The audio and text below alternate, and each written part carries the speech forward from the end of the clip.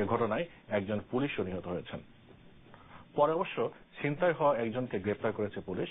এদিকে ঢাকায় জাহাঙ্গীরনগর বিশ্ববিদ্যালয়ের ছাত্র জোবায়ের হত্যা মামলার 4 আসামি ট্রাইব্যুনাল থেকে পালিয়েছেন।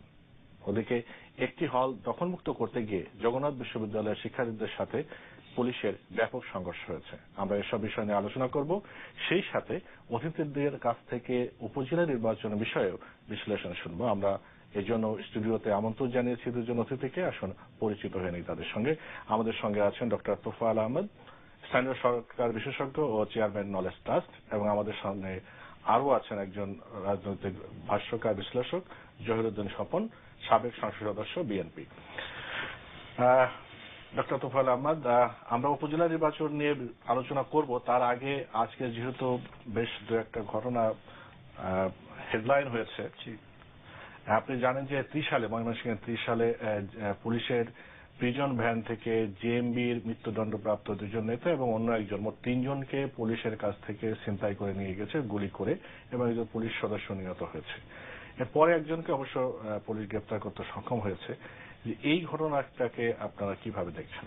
না, আপনি তো 3টা ঘটনাই বললেন শুরুতে, যদিও একটা থেকে একটা বিচ্ছিন্ন ঘটনা, কিন্তু এগুলোর সূত্র এক জায়গাতেই। একটা সূত্র হচ্ছে সুশাসনের অভাব। প্রথম যে ঘটনাটা, তার সাথে হয়তো অন্য জঙ্গি তৎপরতার একটা সম্পর্ক আছে, এবং যেটি দীর্ঘদিন ধরে বাংলাদেশে একভাবে উৎপাত করছিল এবং একটা পর্যায়ে এটা স্থিমিত হয়েছিল। এখন আবার নতুন ভাবে এটার হয়তো মাথাছাড়া দিয়েছে। এখন এটা আমি বলবো, এগুলো নিয়ে আমাদের সিকিউরিটি এজেন্সিজ, বিশেষ করে আমাদের সিকিউরিটি অ্যাডমিনিস্ট্রেশন, তাদের অনেক বেশি তৎপরতা প্রয়োজন, পেশাদারী তৎপরতা প্রয়োজন। এখানে কোনো রাজনৈতিক তৎপরতা নয়। আমি আপনি কথা বলতে পারি, আমরা জনমত গঠন করতে পারি, কিন্তু সত্যিকার ভাবে তাদের চিহ্নিত করা, তাদেরকে গ্রেপ্তার করা, এবং এই যে আসামিগুলো হেফাজত থেকে নিয়ে যাওয়া, মৃত্যুদণ্ডপ্রাপ্ত আসামিকে ছিনতাই করে নিয়ে যাওয়া, এটা কিন্তু সহজ ঘটনা নয়। তো এইখানে সিকিউরিটি ব্রিচের ঘটনা আছে নিশ্চয়ই। সেটি কোথায় সিকিউরিটি সিস্টেমের শিথিলতা আছে সেগুলো দেখতে হবে। আর এই যে পরবর্তী যে ঘটনাটাও বললেন আপনি, আদালত থেকে যখন জামিন হয়নি এরকম 4 জন আসামি পালিয়ে গেল, তো এইগুলো তো কোনোভাবে গ্রহণযোগ্য নয়। তারপরের ঘটনা হচ্ছে যে, আপনি এটা হয়তো বলবেন একটা একটা করে, আমি একসাথে কথাগুলো বলছি, যে জগন্নাথ হল বা জগন্নাথ বিশ্ববিদ্যালয়, একসময় জগন্নাথ কলেজ ছিল, এটা বাংলাদেশের অত্যন্ত একটা ঐতিহ্যবাহী প্রতিষ্ঠান। এই প্রতিষ্ঠানটা বহু পুরনো, বহু বছর ধরে এই তার শিক্ষা কার্যক্রম এবং এটার একটা ঐতিহ্য আছে। এই প্রতিষ্ঠানটার অনেক সম্পত্তি ছিল এবং সেই সম্পত্তিগুলো বেশিরভাগ ব্যাহাত। তাহলে এই ব্যাহাত হওয়া সম্পত্তিগুলো নিয়ে ছাত্ররা মুভমেন্ট করে দখলবাজিতে যাবে কেন?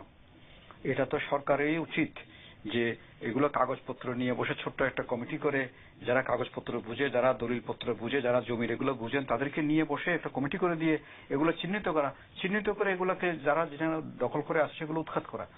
ছাত্রদেরকে এই আশ্বাসটা তো প্রশাসনকে দিতে হবে, এটাই সুশাসন। মুশকিল হচ্ছে যে যারা দখল করেছেন তারা নিশ্চয়ই প্রশাসনের উপর মহলে অনেক বেশি শক্তিশালী, তাহলে, এবং যারা পালিয়ে যায় কোর্ট থেকে, তারপরে যারা এরকম পুলিশ থেকে, তাহলে এইগুলো কিন্তু বিচ্ছিন্ন ঘটনা যদিও মনে হচ্ছে, কিন্তু এটার একটাই সূত্র, সুশাসনের অভাব, জবাবদিহিতার অভাব এবং পেশাদারিত্বের অভাব, সর্বত্র শিথিলতা।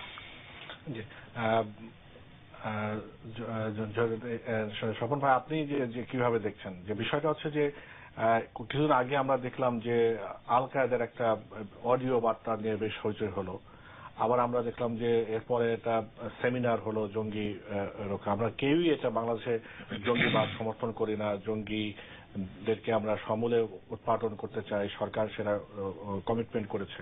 কিন্তু এই যে সিকিউরিটি ভ্যান থেকে, প্রিজন ভ্যান থেকে 3 জনকে ছিনতাই করে নিতে পারা, এটাকে কিভাবে দেখবেন? আমি মনে করি যে 3টা ঘটনাই কিন্তু আপনার অন্তত একটা বিষয়কে প্রমাণ করে। সে বিষয়টি হচ্ছে যে এই মুহূর্তে রাষ্ট্রটা কত দুর্বল তা কিন্তু প্রমাণ করে, এবং রাষ্ট্র যারা পরিচালনা করছেন তাদের ব্যবস্থাপনার যোগ্যতা বা নেতৃত্বের যোগ্যতা যে অনেক দুর্বল তাও কিন্তু প্রমাণ করে। জেএমবির তিনজন মৃত্যুদণ্ডপ্রাপ্ত আসামি এর সঙ্গে জেএমবির কি শক্তি ক্ষমতা আছে সেই আলোচনা আমি পরে যাব। আমার প্রথম আলোচনাটি মনোযোগটি হচ্ছে যে মৃত্যুদণ্ডপ্রাপ্ত আসামিরা কারাগার স্থানান্তরিত করার সময় আসামিদেরকে ছিনতাই করে নিয়ে যাচ্ছে, পুলিশ সেখানে অসহায়, বরঞ্চ পুলিশ আহত হয়ে হাসপাতালে যাচ্ছে, একজন মারাও গেছে, একজন পুলিশ মারা গিয়েছেন, যদিও একজন পলাতক আসামি ইতিমধ্যে গ্রেপ্তার হয়েছেন বলে পত্রিকায় দেখেছি। এটা একটা চিত্র, দেশের নিরাপত্তার তৎপরতার মানটা বোঝা যাচ্ছে। আরেকটা চিত্র, ঘটনাস্থল হচ্ছে ঢাকা কেন্দ্রীয় জেলা জজ আদালতের সামনে। সেখানে আপনার জাহাঙ্গীরনগর বিশ্ববিদ্যালয়ের একটি জুবায়ের হত্যাকাণ্ডের 4 জন চিহ্নিত আসামি, ছাত্রলীগের 4 জন আসামি, তারা পালিয়ে গিয়েছেন। সেখানেও কিন্তু প্রমাণ হয় যে আদালত অঙ্গনে বিচার প্রক্রিয়া এবং সেখানে জড়িত সংশ্লিষ্ট নিরাপত্তার দায়িত্ব এবং আইন প্রয়োগকারী সংস্থার সদস্যরা যারা দায়িত্বে থাকেন, সামগ্রিকভাবে সেটা কি একটা দুর্বলতার মধ্যে আছেন বা কি দুর্বল পরিস্থিতি যে সেখান থেকেও আসামি পালিয়ে যাচ্ছে। আরেকটি হচ্ছে জগন্নাথ বিশ্ববিদ্যালয়ে ছাত্রদের হল উদ্ধার করার ব্যাপারে ছাত্রদেরকেই সব গুরুত্বপূর্ণ ভূমিকা পালন করতে হয়। সম্পত্তি হচ্ছে বিশ্ববিদ্যালয়ের শিক্ষা প্রতিষ্ঠানের এবং যা সর্বশেষ অর্থে জনগণের, সেটা উদ্ধার করতে হচ্ছে কিন্তু ছাত্রদেরকে, এবং সেখানে প্রশাসন বরঞ্চ আইন রক্ষা করতে গিয়ে জড়িয়ে পড়ছেন ছাত্র বনাম পুলিশ সংঘর্ষের ক্ষেত্রে। এই তিনটা চিত্রের মধ্য দিয়ে কিন্তু এই মুহূর্তে রাষ্ট্রের একটা দুর্বল চরিত্র বোঝা যায় এবং রাষ্ট্র যারা পরিচালনা করছেন সেই সরকারের একটি অযোগ্যতা এবং ব্যর্থতার চিত্র কিন্তু বেরিয়ে পড়ে।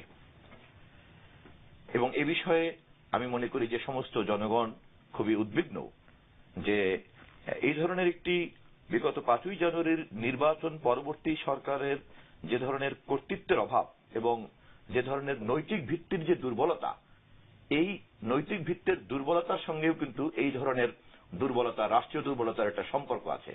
কেননা সংশ্লিষ্ট কেউই এই ধরনের পরিস্থিতিতে যতটা আন্তরিকতার সঙ্গে সংশ্লিষ্ট হওয়া দরকার তা কিন্তু হচ্ছে না। ফলে সুদূর প্রসারী চিন্তা করলে পরে কিন্তু বিষয়টি একটি রাজনৈতিক দুর্বলতা।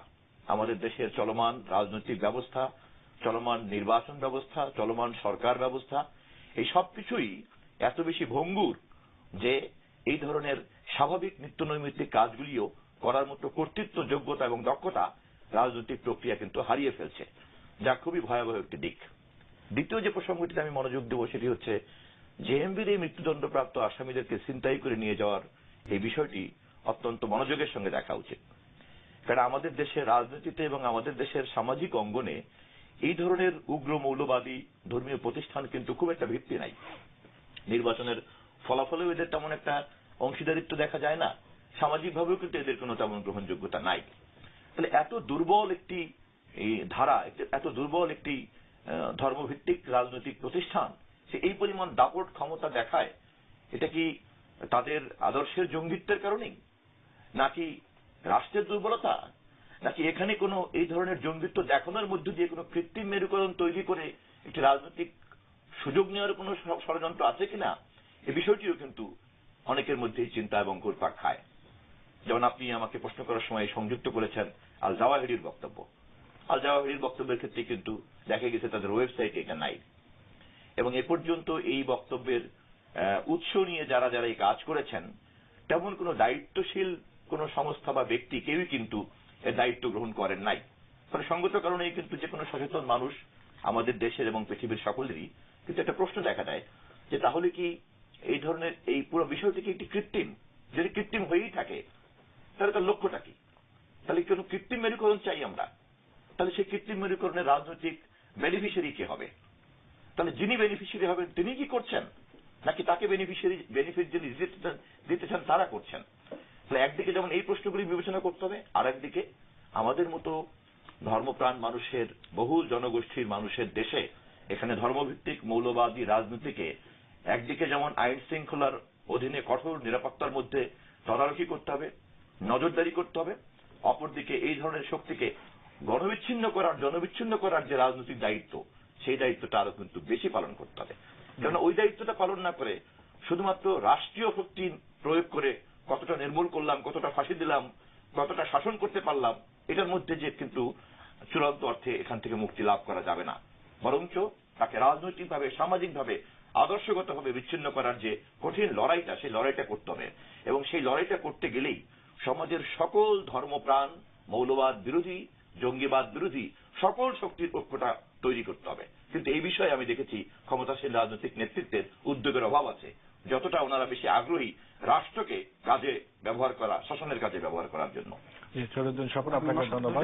সাথে আপনি বলেন, সাথে আমি যোগ করে দিই, আপনার যে দুটো প্রসঙ্গ আসছে, একটা তো যে সবাইকে নিয়ে ঐক্যবদ্ধভাবে এই জঙ্গিবাদ মোকাবেলা করা, আরেকটা ইঙ্গিত দিয়েছেন যে সব দিক থেকে বিষয়টা ভেবে দেখা দরকার যে এটা কি কোনো কৃত্রিম ভাবে কোনো রাজনৈতিক ফায়দা নেওয়ার জন্য কেউ করছে কিনা, বা যারা লাভবান হবে তারা এর সাথে সংশ্লিষ্ট কিনা। এবং আমি আমার দিক থেকে যেটা বলতে চাই সেটা হচ্ছে যে এমন একটা ঘটনা যখন প্রিজন ভ্যান থেকে এরকম আসামি ছিনতাই হয়, এর আগে আমরা দেখেছি যে বন্দুকযুদ্ধ, quote and quote, cross fire, encounter ইত্যাদির কথা শুনেছি, সেটা এক ধরনের গল্প। কিন্তু আজকের গল্পটা কিন্তু, আজকের ঘটনাটা, এটা গল্প না বলে ঘটনা বলে অন্যরকম।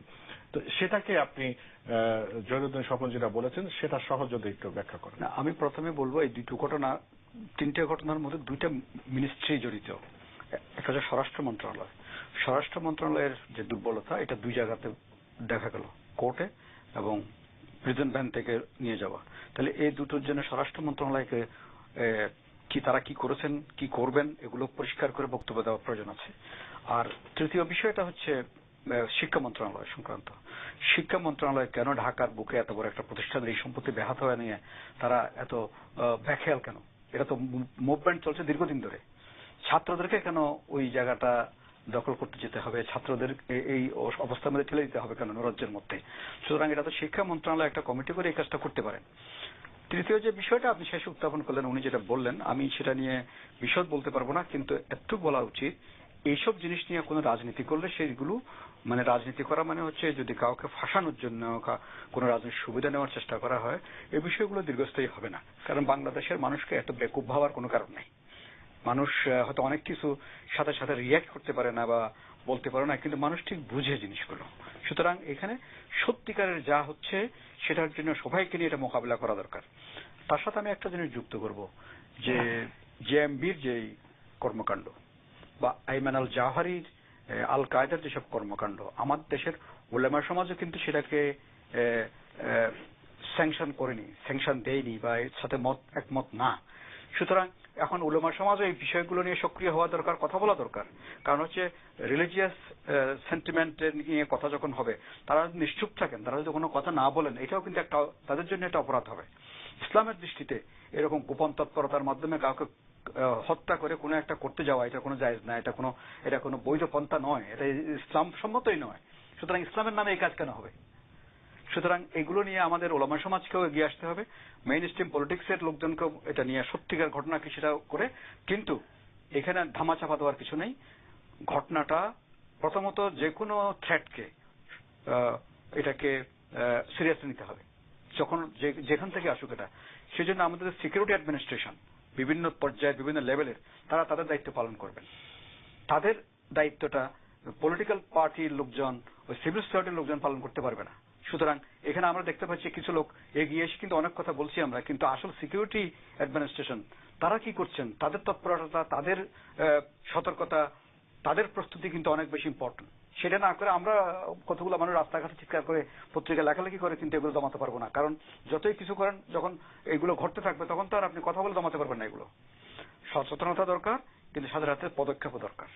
কিন্তু যেটা বলছেন যে তারা কত প্রশাসন, বিশেষ করে সিকিউরিটির দায়িত্বে যারা, জেএমবির মৃত্যুদণ্ডপ্রাপ্ত আসামিকে নিয়ে যা হচ্ছে, পথের মাঝে হামলা হতে পারে, এটা তো সাধারণ জ্ঞান, একদম সাধারণ জ্ঞান, বেসিক নলেজ। পুলিশ কনস্টেবল নিহত হলে সেক্ষেত্রে যারা কর্তা ব্যক্তি আছেন, আমরা আমাদের দেশে তো এরকম কোন উদাহরণ দেখি না। তো শেষ পর্যন্ত ওই যে বেচারা নিহত হলো বা যারা আহত হলো তারাই দেখা যাবে যে ভিকটিম হচ্ছে, কিন্তু যারা নেতৃত্বে আছেন তাদের জবাবদিহিতা কার কাছে? এটা তো আরো অনেক দীর্ঘ কথা বলতে হয়, আপনার তো সময় হবে না। পুলিশের বিন্যাসটা আপনি দেখুন, পুলিশের যে জনগণকে সুরক্ষা দেওয়া, সেই দায়িত্বে কত শতাংশ পুলিশ আছে? আর এই প্রোটোকল সিকিউরিটি, নেতাদের সিকিউরিটি, এইসবের মধ্যে কি পরিমাণ পুলিশের নিয়োজিত আছে দেখেন আপনি। কারণ পুলিশ তো একটা বড় ধরনের, তাদের এখন দায়িত্ব হয়ে গেছে যে অন্যদের সিকিউরিটি দেওয়া, জনসাধারণকে না। তো এইগুলো থেকে তো পুলিশের এখন রিক্রুটমেন্ট হচ্ছে প্রচুর, কিন্তু পুলিশের প্রশিক্ষণের দুর্বলতা রয়ে গেছে, গাফিলতির জন্য শাস্তির ক্ষেত্রে তাদের গাফিল রয়ে গেছে, এবং পুলিশকে দিয়ে আমরা এমন এমন কাজ করাচ্ছি যেগুলো পুলিশের কাজ না। যাক, আপনার বক্তব্য বুঝতে পেরেছি আপনি কি বলতে চাচ্ছেন। আমি বিরতিতে যাওয়ার আগে 2 মিনিট আপনার কাছ থেকে জানিয়ে নিই এই বিষয়ে। সাথে একটা যেটা ডক্টর তোফায়েল যেটা বলছিলেন যে কোনটা কোন মন্ত্রণালয়ের কাজ, আমি দেখলাম যে এই ঘটনা বিশেষ করে জগন্নাথের ঘটনায়, হল দখল করার ঘটনায় স্থানীয় এমপি ওখানে গিয়েছেন, সেখানে যে বলেছেন আমি প্রধানমন্ত্রীর সাথে আলোচনা করব এটা নিয়ে সমাধান কিভাবে করা যায়। তা আমার কথা হচ্ছে যে আমি আমাদের দেশের ট্রেন্ড দেখি ছোটখাটো ঘটনা যেটাই হোক সেটাই প্রধানমন্ত্রী হস্তক্ষেপ ছাড়ার জন্য হয় না।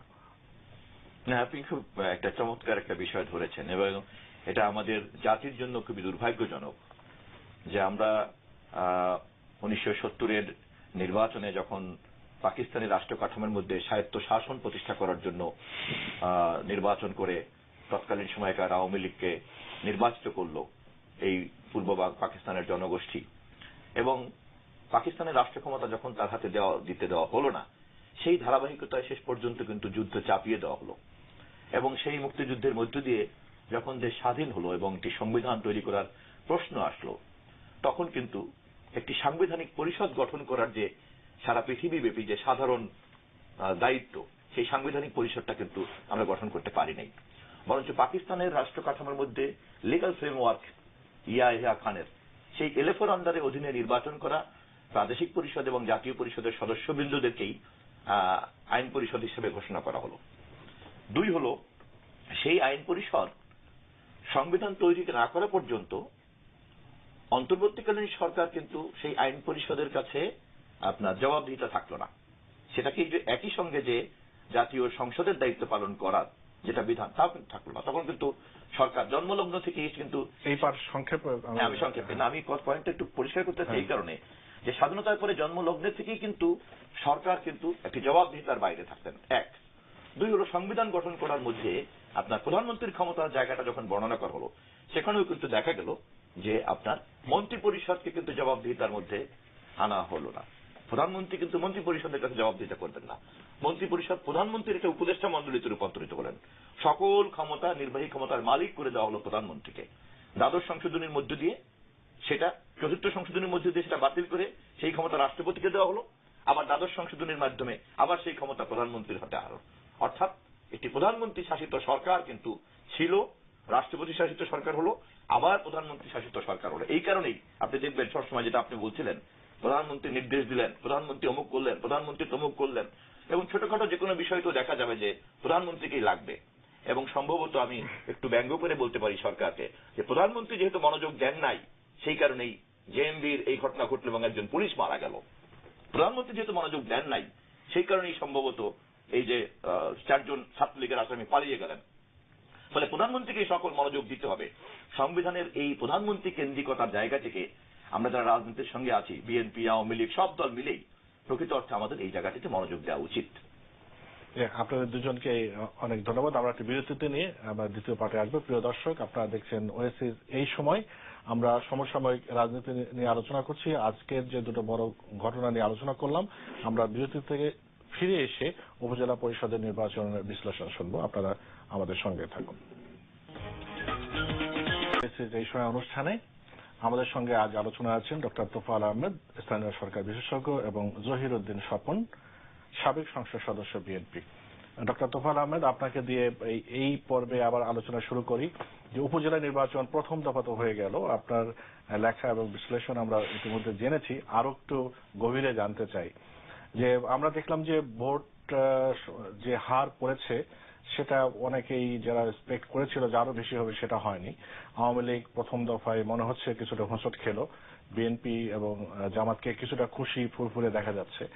তো এখন আমার যে প্রশ্ন সেটা হচ্ছে যে দ্বিতীয় দফা, তৃতীয় দফা, পরবর্তী দফাগুলো সরকার উদার থাকবে কিনা, বা নির্বাচন যে প্রথম দফায় অনেক জায়গায় কারচুপির অভিযোগ আছে, পুলিশ ভোট দিয়েছে এরকম আছে, পরবর্তীতে সরকার উদার থাকবে কিনা? এটা খুব হাইপোথেটিক্যাল প্রশ্ন, বা আসলে যারা সরকার তাদের জন্য আমি যেটা বলবো, প্রথম কথা হচ্ছে শুধু বিএনপি জামাত ফুরফুরে না, লোকাল গভর্নমেন্ট নিয়ে যারা চিন্তা করছে তারা একটু স্বস্তি বোধ করেছে এই বিষয়টাতে। ওই নির্বাচনের ফলাফল কার দিকে গেল সেজন্য না, প্রথমত হচ্ছে নির্বাচনটা সময় মতো হচ্ছে, সময়ের আগেও হচ্ছে, আবার এই নির্বাচনটা হওয়ার মধ্যে সকল দল অংশগ্রহণ করেছে এবং মানুষও এটাকে পজিটিভলি নিয়েছে, প্রার্থী সংখ্যা অনেক বেশি, এবং ভোট যেটা গ্রহণ করা হয়েছে, যেটা যতটুকু হয়েছে ততটুকুর মধ্যে আমি সরকারের উদারতা কোনোদিনই আশা করি না। ক্ষমতাসীন সরকারগুলো যাই থাকুক না কেন, তাদের উদারতা আমি কোনোভাবেই আশা করছি না।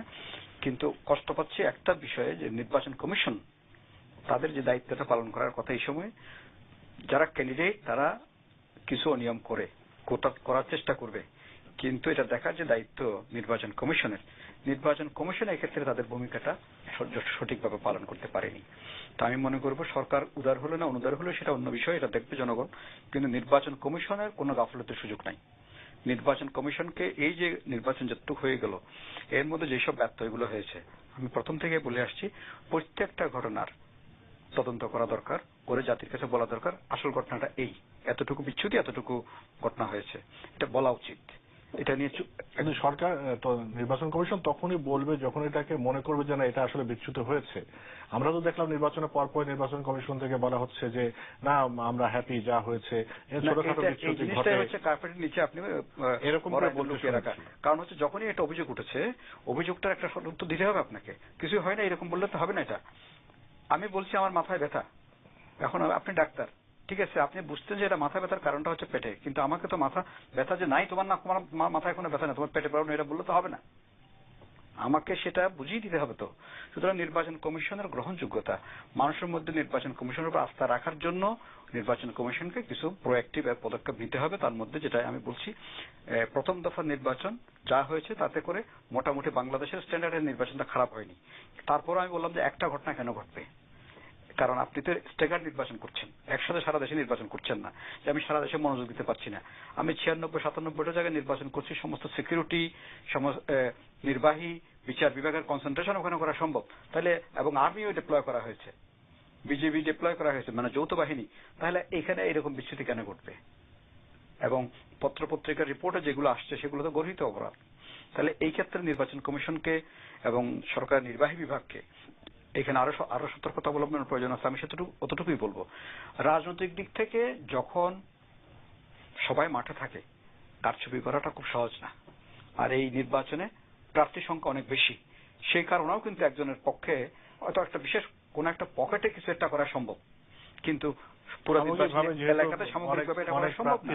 সুতরাং যত কিছুই হোক পপুলার প্রার্থী নির্বাচিত হবেন, এটা আমরা ধরে নিতে পারি। যারা পপুলারিটি আছে তারাই নির্বাচিত হবেন। আপনি যতভাবেই তাকে চিত্রিত করুন না কেন, পপুলার যিনি এলাকাতে বা পপুলার যে দল এলাকাতে, যেই অঞ্চলে, তারাই নির্বাচিত হবেন। কারণ এখানে বেশি কারচুপি করার অবকাশ থাকবে না। আপনি যদি একদম সমস্ত বাধা নিষেধ ভঙ্গ করে নির্লজ্জভাবে কিছু না করেন, এটা সম্ভব না। কারণ এখানে এভারেজ 20 জন ক্যান্ডিডেট আছে, 17-18 থেকে 20 জন ক্যান্ডিডেট কিন্তু আছে। 20 জন ক্যান্ডিডেটের এরকম সমর্থক, তাদের এজেন্টস, সবকিছুই আছে। জি, জয়নুদ্দিন স্বপন, আপনি কিভাবে দেখছেন? যেগুলো তো হয়ে গেল এবং সামনে যে কয়েক দফা নির্বাচন হবে, তো মোট 6টি পর্বে এই নির্বাচন বোধহয় সম্পন্ন হবে পত্রিকায় দেখলাম, এবং সর্বশেষ আগামী 3রা মেতে 6ষ্ঠ পর্বের নির্বাচন সম্পন্ন হবে। প্রথম পর্বে এই পর্যন্ত আমাদের সামনে 96টি নির্বাচনের অভিজ্ঞতা, ফলাফল সহ আমাদের সামনে আছে, এবং এই অভিজ্ঞতার মধ্যে থেকে আমরা কয়েকটা বিষয় একটু খুব পরিষ্কার করতে চাই। আমি প্রথমেই ফোকাস করব যে আমাদের সকলের মনে রাখতে হবে যে এই উপজেলা পরিষদ যে নির্বাচনটা হচ্ছে, এই উপজেলা পরিষদ কিন্তু একটি অকার্যকর উপজেলা পরিষদ। এখানে ওই অর্থে কিন্তু উপজেলা চেয়ারম্যান বা উপজেলা পরিষদের ক্ষমতা কিন্তু দেয়া হয়নি।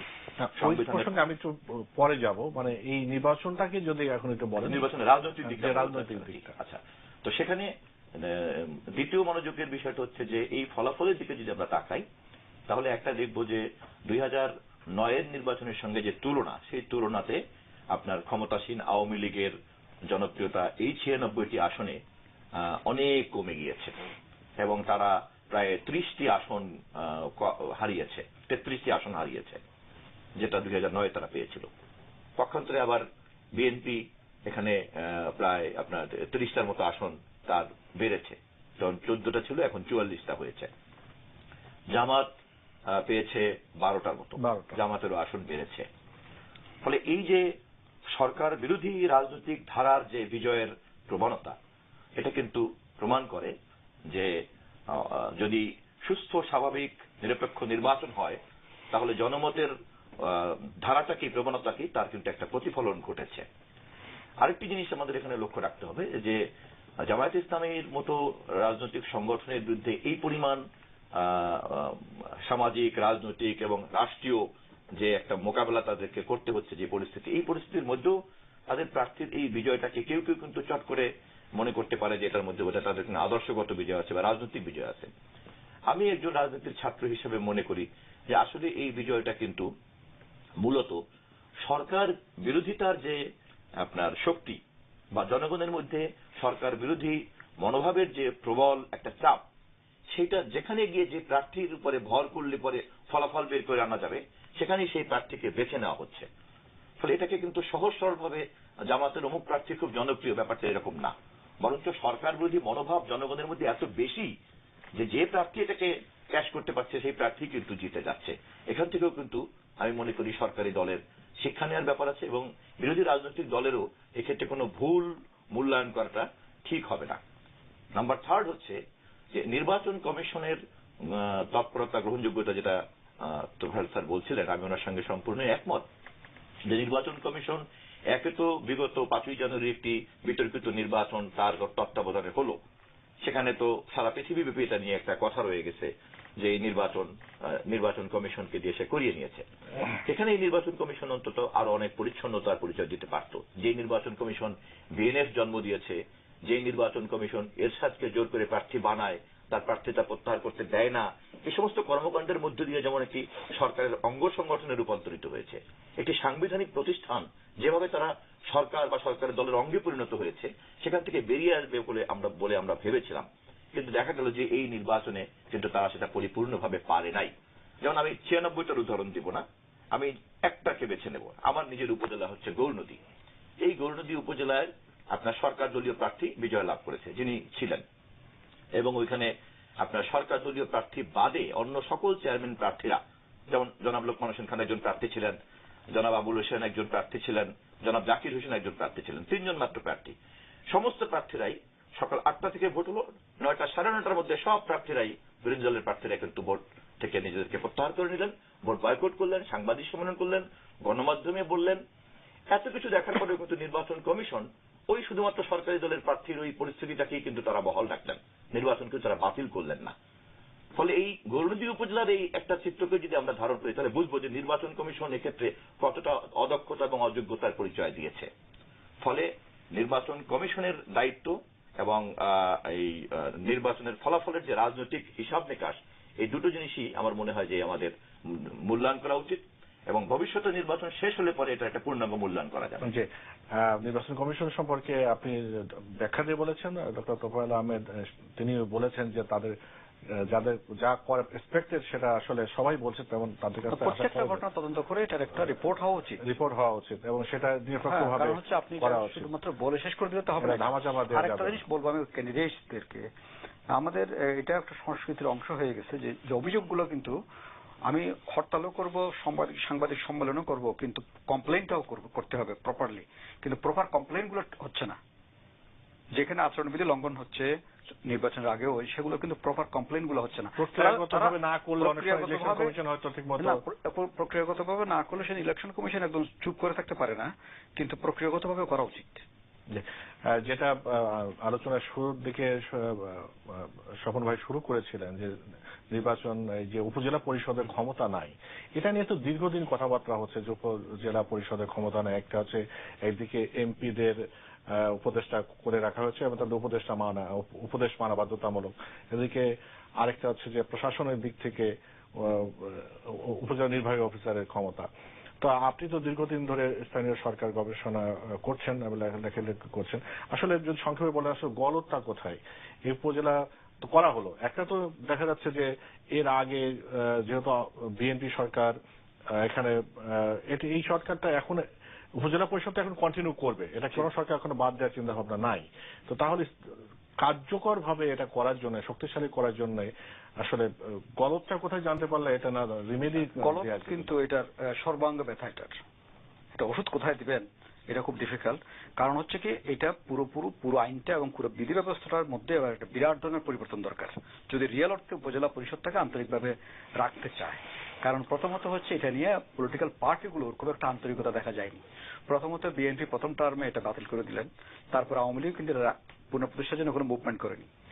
পরবর্তীতে উপজেলা পরিষদের ঘোষণাটা কিন্তু তত্ত্বাবধায়ক সরকার করে গিয়েছে। হ্যাঁ না, তারপরে তারা আইন করলেন 98-এ, আইনটা করার পর আইনটা বাস্তবায়ন করেনি। এই তত্ত্বাবধায়ক সরকার একটা বার্গেন করেছিল যে ইলেকশন, উপজেলা পরিষদ নির্বাচন, পৌরসভা নির্বাচন, সিটি নির্বাচন এগুলো আগে দেওয়ার, তারপরে জাতীয় নির্বাচন। তখন পলিটিক্যাল পার্টিরা বার্গেন করে বললো না, আমাদের আগে জাতীয় নির্বাচন, তারপরে যা হওয়ার হবে।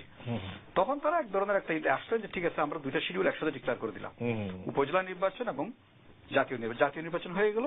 1 মাসের মধ্যে উপজেলা নির্বাচন হলো।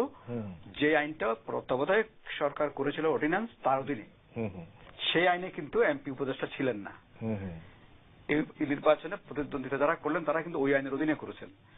নির্বাচনটা হয়ে যাওয়ার পরে আসলে নতুন সরকার, আওয়ামী লীগ সরকার, তারা এসে কিন্তু ওই আইনটা রেটিফাই করলো না করে এটা কিছুদিন শূন্যতার মধ্যে ঝুলে থাকলো। কোন আইন ছাড়া কিন্তু উপজেলা পরিষদ চলতে থাকলো। তারপরে বেশ বিলম্বে উপজেলা পরিষদে তারা আগের 98 আইনটাকে পুনর্বহাল করলো। তখন এমপি ফিরে আসলো উপজেলা পরিষদে এবং এটা কিন্তু কেউ বিরোধিতা করে নাই। এখন আওয়ামী লীগের 2জন এমপি বিরোধিতা করেছিলেন, একজন আকমা মোজাম্মেল হক আর আরেকজন এখনকার যে আইনমন্ত্রী জনাব আব্দুল মতিন খসরু। হ্যাঁ, তারা এটা কিন্তু আব্দুল মতিন খসরু তো আইন এখন আগে তখন সরি এক সময়কার, এখন কি উনি মন্ত্রী আছেন? এখন মন্ত্রী নাই, সরি আমি দুঃখিত। এই 2জন, যাই হোক আমি যেটা বলতে চাচ্ছি পলিটিক্যাল পার্টিগুলোর এই জায়গাটার মধ্যে লোকাল গভর্নমেন্ট শক্তিশালী করার দিকে খুব একটা আগ্রহ ছিল না, অনাগ্রহের মধ্য দিয়ে এটা চলে যাচ্ছিল। তাতে করে এখানে যে আইনটা করা হয়েছে সেই আইনটা সঠিকভাবে ব্যাখ্যা হয়নি, এই আইনটা অনুযায়ী সঠিকভাবে আইনটা যতটুকু আছে ততটুকু কার্যকর হয়নি। তার মধ্যে মাঝখানে এসে গেল বিরোক্রেসি। কারণ এগুলো যখন পলিটিক্যাল পার্টিগুলো, সরকারের পলিটিক্যাল অংশ যখন নিষ্ক্রিয় থাকে তখন কিন্তু সক্রিয় থাকে আমলাতন্ত্র। তারা সবসময় অর্ডার সার্কুলার এটা দিয়ে এটা চালায় এবং এটা করতে গিয়ে আইনে যতটুকু ছিল সেটাও চলে কিছু কিছু ব্যত্যয় ঘটা শুরু করলো। এইরকম করে উপজেলা পরিষদ চেয়ারম্যান, ভাইস চেয়ারম্যান মুভমেন্ট শুরু করলো, তারা অনশন শুরু করলো। এখন কি করতে হবে? তখন তারা আরেকটা আইন করলো, অ্যামেন্ডমেন্ট। আমরা আশা করেছিলাম যে অ্যামেন্ডমেন্টের মধ্যে কিছু জিনিস আসবে যেটা এটাকে কার্যকর করবে। অ্যামেন্ডমেন্টটা হয়ে গেল আরো খারাপ। যেমন ধরেন আগে পরিষদে একজন সচিব ছিলেন, সিটি কর্পোরেশন থেকে ইউনিয়ন পরিষদ পর্যন্ত সব লোকাল গভর্নমেন্ট ইউনিট একজন সচিব থাকেন, উপজেলা পরিষদ সচিবের পদ থেকে দেওয়া হলো। এখন সাচিবিক সহায়তা দেওয়ার জন্য ইউএনওকে দায়িত্ব দেওয়া হলো। প্রত্যেকটা লোকাল গভর্নমেন্টের স্থায়ী কমিটি থাকে, উপজেলা পরিষদ স্থায়ী কমিটিকে স্থায়ী শব্দটা কেটে দেওয়া হলো। তার মানে এই অ্যামেন্ডমেন্ট করে এটাকে আরো খারাপ করে ফেললো। তাহলে কারা করে? মানে এটা যখন যেটা মনে হলো তখন সেটা করতেছে। এটা অ্যামেন্ডমেন্টটা করতে গেছে সরকার বা এমপিরা, কিন্তু ইনপুট গুলো আসছে অন্য জায়গা থেকে, যারা এটা চায় না তাদের কাছ থেকে। আচ্ছা, এখন যেটা হচ্ছে যে এখন আমি একটা কাগজ যেদিন প্রেজেন্ট করলাম সূচনার কনফারেন্সে, একটা হচ্ছে এই বর্তমান আইনটাকে হঠাৎ করে হয়তো পরিবর্তন সম্ভব না, এটা আলাপ আলোচনা করে পরিবর্তন করতে হবে। কিন্তু এখন যে আইন আছে সে আইনের মধ্যেও কতগুলো নির্বাহী আদেশ দিয়ে কিন্তু অনেকগুলো কাজ করা সম্ভব, তার আমি একটা তালিকা করে দিয়েছি। আচ্ছা, তারপরে হচ্ছে এই আইনটাকে শুধুমাত্র উপজেলা আইন না, আমাদের টোটাল এন্টায়ার লোকাল গভর্নমেন্টের আইনটাকে কিন্তু উপর থেকে নিচ পর্যন্ত একটা মানে একীভূতভাবে আনতে হবে। এখন সিটি কর্পোরেশন একরকম চলে, পৌরসভা অন্যরকম চলে, জেলা পরিষদ একরকম, উপজেলা একরকম, ইউনিয়ন একরকম। একটা দেশে এত রকমের লোকাল গভর্নমেন্টের কাঠামো সিস্টেম থাকতে পারে না। সুতরাং এগুলোর জন্য রাজনীতিবিদদের এগুলো মনোযোগী হওয়া দরকার। আমরা এগুলোর উপরে কিছু কাজ টাজ করেছি, যারা আগ্রহী তারা এগুলো দেখতে পারেন, এগুলো নিয়ে আলাপ আলোচনা হওয়া দরকার। কারণ রাতারাতি কিন্তু হঠাৎ করে একটা 1 মিনিটে ইয়েস নো বলে টাইম পাস করে দেওয়ার আমি পক্ষপাতী না। একদম শেষ পর্যায়ে আপনি হয়তো 30 সেকেন্ডের জন্য আসবে এক বাক্যে আসলে কি করা উচিত সেটার জন্য। জয়নুদ্দিন স্বপন, আপনি তো একটা জিনিস জানতে চাই সংক্ষেপে যদি বলেন, অনেক কথা বলার ছিল হয়তো আপনার, কিন্তু যেহেতু সময় একদম কম, আপনি তো একজন জনপ্রতিনিধি, এমপি ছিলেন, যিনি উপজেলা চেয়ারম্যান নির্বাচিত হচ্ছেন তিনি একজন জনপ্রতিনিধি, একজন এমপি জনপ্রতিনিধি, ওই জেলা এবং উপজেলার জনগণের উপকারের জন্য দুইজনই জনপ্রতিনিধি। তো উপজেলা এমপি যদি উপদেষ্টা থাকেন, দুইজনের উদ্দেশ্যে যদি জনগণের উপকার করা হয়, সমস্যাটা কোথায়? আমার প্রশ্নটা আমি বোঝাতে পেরেছি? আমি আপনি বলছেন যে এই আইনের মধ্যেই যদি উদ্দেশ্য ভালো থাকে। হ্যাঁ হ্যাঁ হ্যাঁ। না, আমি মনে করি যে এটা আপনি সোনার পাথরের মাটি, এটা সম্ভব না। কারণটা হচ্ছে যে আপনি আমাদের সংবিধানের 59 ধারাতে স্পষ্টভাবেই কিন্তু বলা আছে যে স্থানীয় সরকার পরিষদগুলি নির্বাচিত প্রতিনিধির মাধ্যমে, এটা একটা কথাই বলা আছে এখানে স্পষ্ট। আবার আমাদের সংবিধানের 65 ধারাতে সংসদ সদস্য জাতির জন্য, দেশের জন্য, রাষ্ট্রের জন্য আইন প্রণয়ন করবেন সেটা বলা আছে। তাহলে সংসদ সদস্যদের কিন্তু সাংবিধানিকভাবেই দায়িত্ব দেওয়া হয়েছে আইন প্রণয়ন করার জন্য। তাহলে সংসদ সদস্য হিসাবে আমার এই লোকাল গভর্নেন্সের দায়িত্ব, এই গম চাল বন্টন করার দায়িত্ব ক্ষমতা আমার নেওয়ার দরকার নেই। তাহলে এটা একটা সুস্পষ্ট সংবিধান লঙ্ঘন। দ্বিতীয়ত, যে স্থানীয় সরকার ব্যবস্থার সঙ্গে জড়িত যারা এবং জনগণ যাকে নির্বাচন করছেন এই বিষয়ে, তিনি কেবলমাত্র ভালো বোঝেন যে তিনি তার ভোটারদেরকে কিভাবে কি করবেন না করবেন, কারণ তাকেই আবার তার কনস্টিটিউয়েন্সিকে মোকাবেলা করতে হবে। আর আরেকজন যিনি থাকলেন এমপি হিসাবে ওখানে উপদেষ্টা হলেন এবং তাকে এক ধরনের পরোক্ষ কর্তৃত্ব দেওয়া হলো, তার কিন্তু কোনো জবাবদিহিতা থাকতে হবে না। একজন এমপি উপজেলা পরিষদের যে সমস্ত মাতবাড়ি বা কর্তৃত্ব নেতৃত্ব করলেন, সেটা ভুল করলেন কি সঠিক করলেন তার কিন্তু কোনো জবাবদিহিতা নাই। ফলে এই পুরো বিষয়টাই কিন্তু একটা গোজামেলে ব্যাপার। আমি স্যার তো পুরো ইতিহাসটা বলেছেন এবং আমি সম্পূর্ণ ওনার সঙ্গে একমত। আমি শুধু এই প্রশ্নে এইটুকুই বলতে চাই, একদম শেষ, সময় যদি মূল বিষয়টি হলে রাজনৈতিক দলগুলির মধ্যে একটা পলিটিক্যাল উইল ডেভেলপ করতে হবে।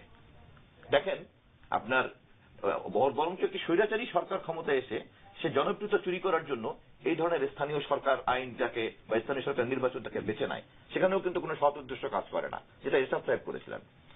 আবার একই সঙ্গে এখন এই সরকার যে নির্বাচন দিচ্ছেন সেটা একটা খোড়া পঙ্গু উপজেলা পরিষদ বানিয়ে, কারণ যেহেতু এটা জনগণের দাবি এবং যেহেতু এটা গণতান্ত্রিক ব্যবস্থার মূল, নামমাত্র এটা করা হচ্ছে। তার মানে আপনি বলছেন পলিটিক্যাল উইল থাকা দরকার। পলিটিক্যাল উইলটাই হতে হবে যে গভর্নেন্সটা চলে যাবে লোকাল গভর্নমেন্টের হাতে, ডিসেন্ট্রালাইজেশন অফ গভর্নেন্স। অনেক ধন্যবাদ। একদম শেষ, এই যেটা বলেছেন যে পলিটিক্যাল উইল, বা আপনি যেটা বলেছেন রাজনীতিবিদদের এটা ভেবে দেখতে হবে, পুরো কাঠামোটা চেঞ্জ করতে হবে। আপনি মনে করেন কেন সরকার এই দিকে যাবে? এটা 31 সেকেন্ড। এটা যেতে বাধ্য, কারণ গ্রাজুয়ালি অল পলিটিক্যাল পার্টিস কিন্তু উপলব্ধি করছে এই যে এমপিদেরকে অতি ক্ষমতায়িত করতে গিয়ে যে সর্বনাশটা হয়ে গেছে, এটা কিন্তু পলিটিক্যাল পার্টিগুলো কিন্তু উপলব্ধি করছে এবং এমপি নিজেরাও উপলব্ধি করছেন। তো এখন পলিটিক্যাল উইলের সাথে একটা পলিটিক্যাল ইন্টেলিজেন্স যদি যুক্ত হয়, পলিটিক্যাল ইন্টেলিজেন্স সিদ্ধান্ত যদি হয়, তাহলে কিন্তু পার্টি কিছুই লস করবে না। এবং পার্টি গঠন, দল গঠন, জাতি গঠন, সমাজ গঠন, দেশ গঠন, এগুলো একই সূত্রে গাথা। আমি এক সেকেন্ড সাপ্লিমেন্ট করি স্যারের সঙ্গে, সেটা হচ্ছে দেখেন, ওই যে উনি নাম বলছিলেন, যেমন আওয়ামী লীগের জনাব মোজাম্মেল সাহেব, আব্দুল মতিন খসরু সাহেব, বিএনপির ওই সংসদে জনাব আব্দুল মান্নান ভূঁইয়া, আমি ব্যক্তিগতভাবে আমি নিজে, আমরা হাতে গোনা কিছু এমপিদের কিন্তু এই কথা বলার চেষ্টা করেছি। ফলে রাজনৈতিক দলগুলির মধ্যে কিন্তু এই প্রবণতা আছে। আচ্ছা, অনেক ধন্যবাদ আপনাদের দুজনকেই। জহিরুদ্দিন স্বপন যেটা বলেছেন, রাজনৈতিক দলগুলোর মধ্যে অনেকের মধ্যে এই রাজনৈতিক যে ইচ্ছা আছে এবং ইন্টেলিজেন্স আছে, এবং ডক্টর তোফায়েল আহমেদ যিনি স্থানীয় সরকার বিশেষজ্ঞ, তিনিও বলেছেন যে আসতে বাধ্য হবে পলিটিক্যাল এই উপজেলা বা স্থানীয় সরকারকে শক্তিশালীকরণে। তার কারণ পলিটিক্যাল উইল এবং পলিটিক্যাল ইন্টেলিজেন্স যদি একসাথে হয় এটা হতে বাধ্য। আমরা সেটা প্রত্যাশা করি এবং সেই প্রত্যাশা রেখে শেষ করছি। আপনারা সবাই ভালো থাকবেন।